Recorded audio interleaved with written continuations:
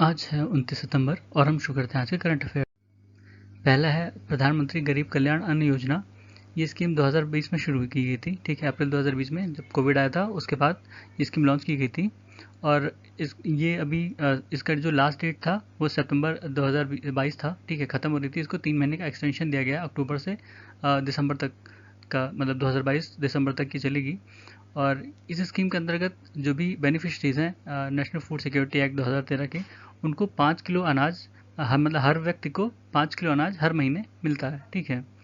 उसके बाद पुल्लमपारा, ये तिरुवनंतपुरम में एक ग्राम पंचायत है जो इंडिया का पहला डिजिटली लिटरेट ग्राम पंचायत बना है, ठीक है।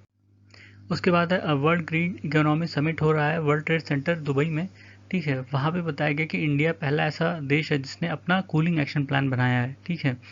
इसमें इसका जो उद्देश्य है वो थर्मल कंफर्ट और एनर्जी एफिशिएंसी को बढ़ाना है, ठीक है। इंडिया का जो कूलिंग एक्शन प्लान है उसमें इन्होंने कुछ टारगेट सेट किए हैं, उसको अचीव करना है। जैसे कूलिंग डिमांड को घटाना है 20 से 25% तक 2037 से 38 के तक, ठीक है।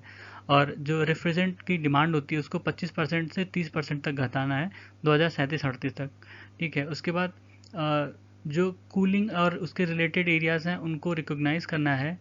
और लोगों को जो इसमें टेक्नीशियंस हैं उनको ट्रेनिंग और सर्टिफिकेशन देना है स्किल इंडिया मिशन के तहत 2022-23 तक, ठीक है। उसके बाद बताया गया इसमें कि इसमें इन्वायरमेंट बेनिफिट के अलावा जो सोसाइटी है उसको भी बेनिफिट होगा। जैसे थर्मल कंफर्ट फॉर ऑल, सबको मतलब क्या कहते हैं, तापमान से राहत मिलेगी, ठीक है। उसके बाद सस्टेनेबल कूलिंग होगी जिसमें ग्रीन हाउस गैस का जो इमिशन होता है वो थोड़ा सा कम होगा। इससे फ़ायदा होगा, मतलब फार्मर्स को उनकी इनकम डबल होगी। जो कोल्ड चेन इंफ्रास्ट्रक्चर है वो इम्प्रूव होगा, ठीक है। तो उनका जो प्रोडक्शन जो भी प्रोड्यूस होगा, फार्म प्रोड्यूस, वो कम वेस्टेज होगा, ठीक है। उसको वो कोल्ड स्टोरेज में रख पाएंगे। और मतलब रिसर्च और डेवलपमेंट के अल्टरनेटिव सोर्सेज इसमें की तलाश की जाएगी, अल्टरनेटिव टेक्नोलॉजीज़ की, ठीक है।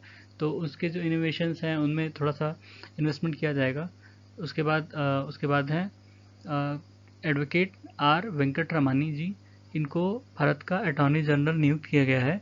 भारत का अटॉर्नी जनरल को हमारे राष्ट्रपति जी नियुक्त करते हैं आर्टिकल 76 के तहत, ठीक है। उसके बाद है महाकालेश्वर कॉरिडोर, ये उज्जैन में बन रहा है, ठीक है। महाकाल महाराज मंदिर परिसर विस्तार योजना, वहाँ पे जो एरिया है उसके आसपास का मंदिर का उसको डिकंजस्ट किया जाएगा, ब्यूटिफिकेशन होगा उसका, ठीक है। ताकि वहाँ जो लोग आते हैं उनके लिए सुविधाएं प्रदान की जा सकें। महाकालेश्वर टेम्पल की बात करें तो महाकालेश्वर का मतलब होता है लॉर्ड ऑफ टाइम, समय के देवता एक तरह से, ठीक है। और ये जो मंदिर है ये शिप्रा नदी के किनारे है उज्जैन में। और महाकालेश्वर जो है वो 12 ज्योतिर्लिंगम में से एक ज्योतिर्लिंगम है, ठीक है। और इनको स्वयंभू कहा जाता है, सेल्फ मैनिफेस्टेड, ठीक है। और ये इकलौता मतलब इनका जो लिंगम है वो इकलौता इस मंदिर का लिंगम है जो साउथ फेसिंग है, बाकी सब नॉर्थ फेसिंग होते हैं, ठीक है। फिर है लेफ्टिनेंट जनरल अनिल चौहान जी को सीडीएस नियुक्त किया गया है, चीफ ऑफ डिफेंस स्टाफ, ठीक है। ये दूसरे सीडीएस होंगे, पहले विपिन रावत जी थे जिनका देहांत हो गया था पिछले साल दिसंबर में हेलीकॉप्टर क्रैश में, ठीक है। और जो सीडीएस होते हैं वो एक तरह से परमानेंट चेयरमैन होते हैं, जो स्टाफ कमेटी के चीफ होते हैं उनके, ठीक है, उस कमेटी के।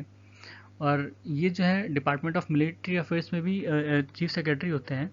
और ये अपने आप में सबसे हाईएस्ट रैंकिंग यूनिफॉर्म ऑफिसर होते हैं, ठीक है। उसके बाद क्लीन इंडिया प्रोग्राम 2.0, ये अक्टूबर 1 से अक्टूबर 31 तक चलाया जाएगा।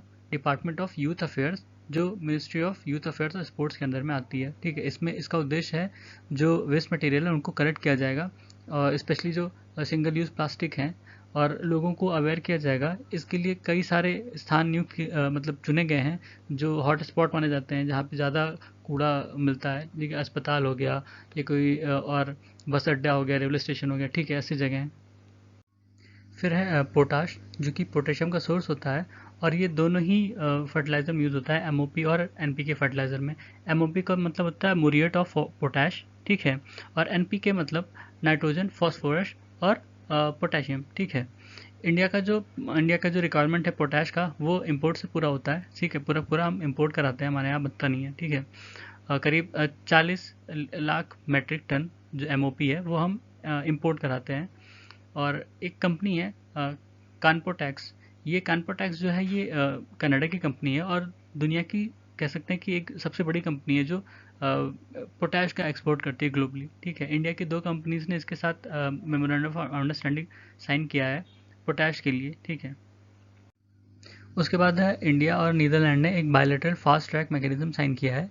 इसके थ्रू जो भी डच कंपनीज़ हैं उनका जो भी इन्वेस्टमेंट्स रिलेटेड केस होता है, ठीक है, उसका बहुत जल्दी निस्तारण किया जाएगा। और नीदरलैंड जो है वो इंडिया में चौथा सबसे बड़ा फॉरेन डायरेक्ट इन्वेस्टर है। ठीक है, और पिछले 22 सालों में इसने करीब 42.3 मिलियन डॉलर इन्वेस्ट किया इंडिया में। तो ये था आज का करंट अफेयर्स। सुनने के लिए धन्यवाद।